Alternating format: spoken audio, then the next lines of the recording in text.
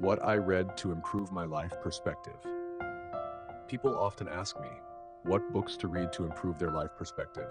My honest answer, just read Doraemon. I'm serious, because when I was a kid, I had one experience reading that manga. But when I reread it as an adult, I had a completely different one. By rereading it, I drew out new life lessons for myself. A different view of Jian. In the Doraemon group, Jian, also known as Big G, is probably the most disliked character, maybe tied with Suneo. When you're a kid, you just see Jian as a nasty bully, a fat, clumsy kid who's always picking on his friends. Simply put, if you were to sculpt a statue of the most disliked person, Jian would beat up Contender. But is Jian really as bad as we think? I've come to realize a child's perspective is different from an adult's. We tend to focus on people's flaws without seeing their good qualities. Jian himself, aside from his big build, doesn't have any special talents. He's not rich like Suneo, not smart like Dekisugi, and not a ladies' man like Shizuka. And compared to Nobita, he's even worse off, because Nobita has the support of a robotic cat from the future. Even Jian's biggest passion, singing, is portrayed by the author as a disaster. Anyone who has to listen feels like they're being tortured. But in reality, Jian knows he's not a good singer, yet the fire of his passion never dies out. No matter when or where he is, as long as he gets to sing, he'll do anything. And even when his friends complain or try to run away from his concerts, Jian still grabs the mic and performs. This is one quality I really admire about him, his spirit of never giving up on his passion. The only person who truly appreciates Jian's musical talent is the pirate girl Betty in the movie Nobita's Treasure Island. This shows me that if you find the right audience in the right place, your passion can be celebrated. So never give up on what you truly love. The strength and gentleness of Jian. In my opinion, Jian's masculinity is undeniable. He's courageous, brave, always ready to jump into action. These are the traits of a strong, tough guy. Throughout the manga, I never once saw Jian run away from danger first. When things get tough, he's the one who jumps to the front lines without hesitation. When his friends are in trouble, Jian never abandons them and always finds a way to carry the team through hardship. In Nobita's Arabian Nights, after their boat sinks and the group is lost in the desert, Nobita has a fever, and Suneo is so dehydrated he can barely crawl. Jian carries Nobita and keeps moving. When Nobita is getting bullied by older kids, Jian doesn't hesitate to jump in and help, even though he gets beaten up pretty badly too. And in Nobita's Treasure Island, when Betty tries to hurt Suneo, Jian steps in to protect him and challenges her to a duel. That's a true chivalrous spirit right there. Despite his tough exterior, Jian is also incredibly gentle. He deeply loves his younger sister Jaiko. To help her fulfill her dream of becoming a manga artist, he's willing to beg Doraemon for help. If you remember the chapter where Nobita mistakenly thinks Jaiko has a crush on him, Jian finds out and has a classic big brother reaction. He threatens to hurt Nobita if he ever breaks Jaiko's heart. But at the same time, he starts seeing Nobita as a future brother-in-law. From that moment on, anyone who messes with Nobita has to answer to Jian. Jian's family is the poorest of the group, living off of his mother's small convenience store. But that's the home where a strong, masculine boy was born and raised, a boy who dares to live with his passion. The phrase, "a dream can crush a life," probably doesn't apply to Jian. When we step out into the real world, I think we're all a lot like Jian. We aren't rich like Suneo, we don't have a magical helper like Doraemon, and we certainly aren't born into a noble family like Dekisugi. When we face challenges, we only have our own inner strength to rely on. So I believe we should hold on to our passion and stay strong, no matter how stormy life gets. Even while fighting for his life, Jian still grabs his mic and sings, singing as if his passion is burning for the last time. In my view, a person's passion should not be bound by external circumstances. And if it's truly your passion, even if only one person or no one at all acknowledges it, hold on to it and make it a reason for living. So, what's your passion? Feel free to share it with me. On the nature of karma, karma isn't mysticism, it's science. In my opinion, is suffering in life due to a creator's whim, divine arrangement, or fate? I don't think so. If that were the case, what would be the point of striving? A person who truly understands the Buddha's teachings would never doubt karma.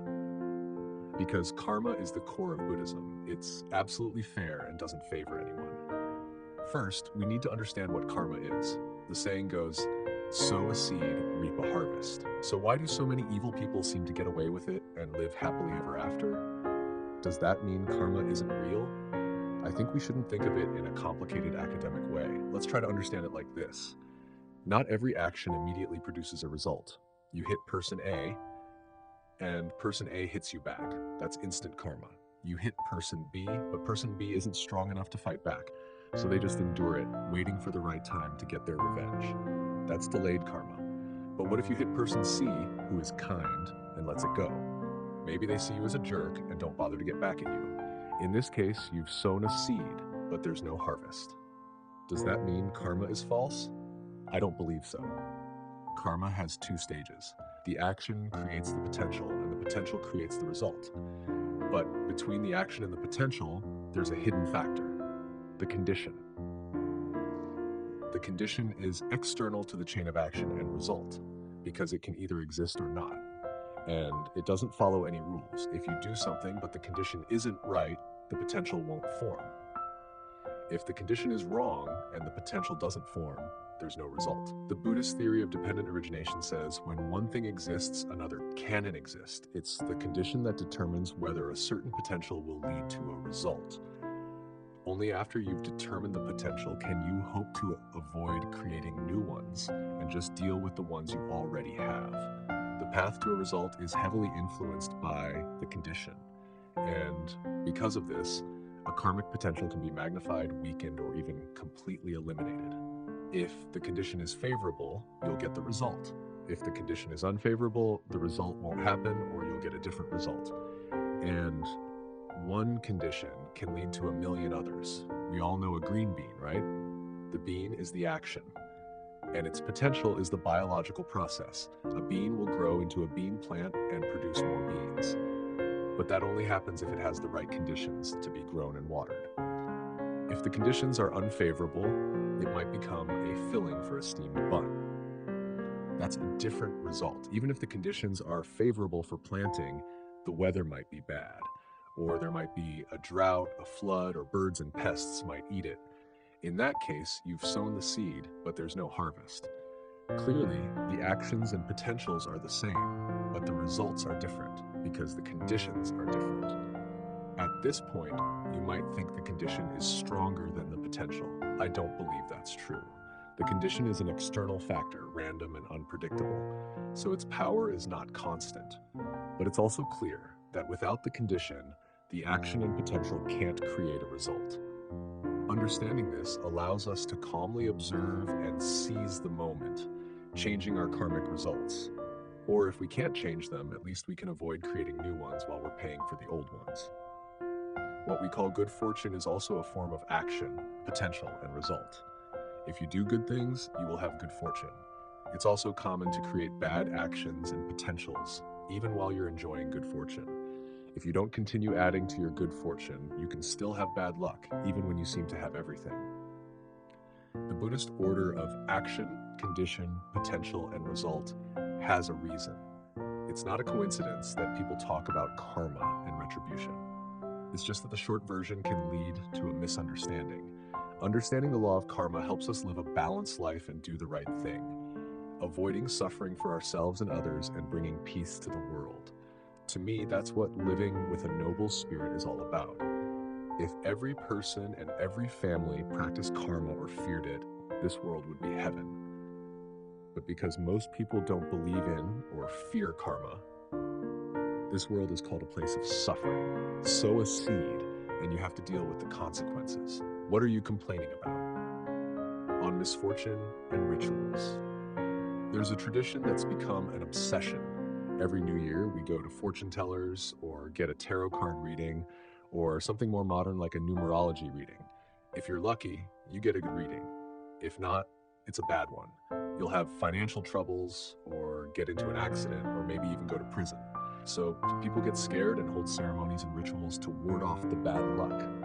Many people have asked me if these ceremonies can really get rid of bad luck. In my opinion, the answer is no. Why? Because bad luck is a karmic potential you have to pay for, which you created with an action from your past.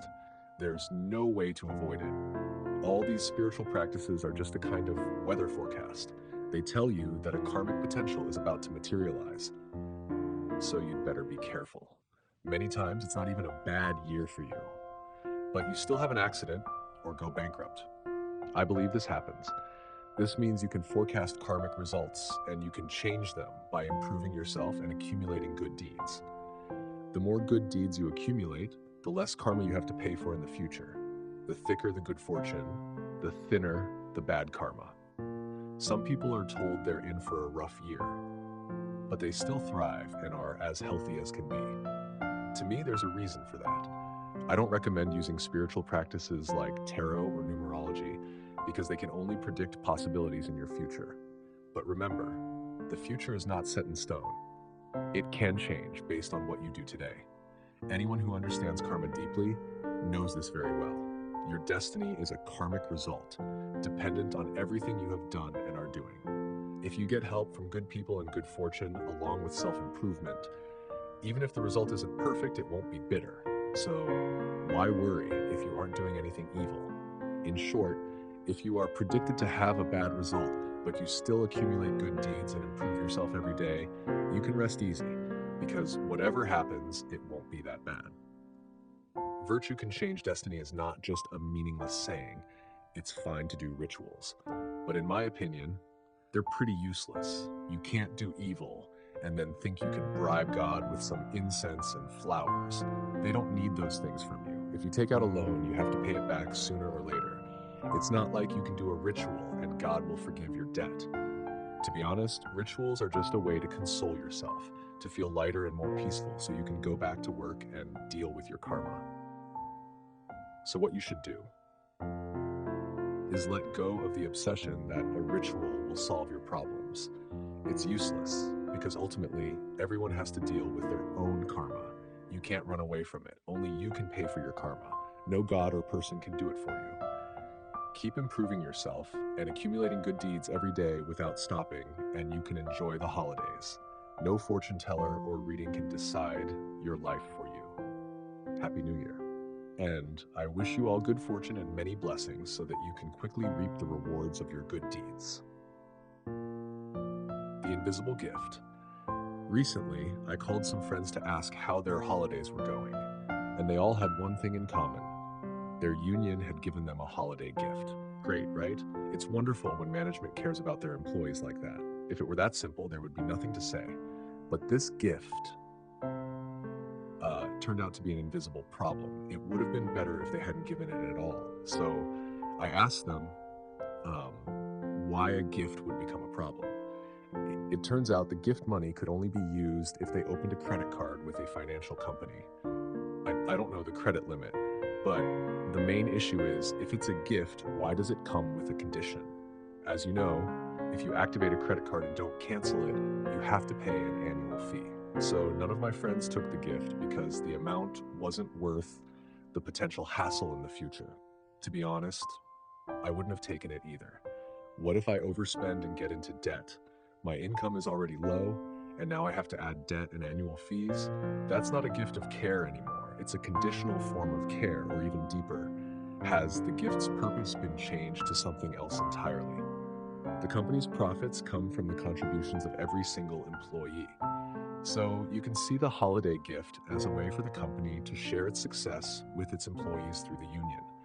In other words, this gift is the result of the employee's contribution to the company's profit. It's not something that came from thin air or a favor being granted. This is karma in the spirit of win-win. So the holiday gift is a result that must be fulfilled, and it belongs to the employees. The company and the union have an obligation to respect and ensure a smooth process for the employees to receive and use their gift. They could have taken the win-win spirit to a higher level. Win-win-win. Good for me, good for them, good for everyone. For example, they could have partnered with a company that manages a gift card that is widely accepted. Stores need customers, so they could have offered special discounts like 20% off. The store would give a customer a $120 gift card, but the company would only have to pay the store $100, and the union would be helping the employees get a bonus of $20. That's a favorable condition that leads to a better result. Also, as I said, the gift card is a result of the employee's hard work, so the employees should be able to receive it without any conditions. It's not right to have to pay a fee to receive a result you've already worked for. The benefit of using the card is great, but a credit card is a financial trap for people who don't know how to manage their money. Plus, it has legal obligations. If you use it, you have to activate it, and if you don't cancel it, you have to pay an annual fee. It doesn't just automatically cancel when the account is empty. In the end, this holiday gift becomes a burden on the employees, and it unintentionally tarnishes the union's helpful image. It's not what you give, but how you give it. I've really taken that saying to heart now.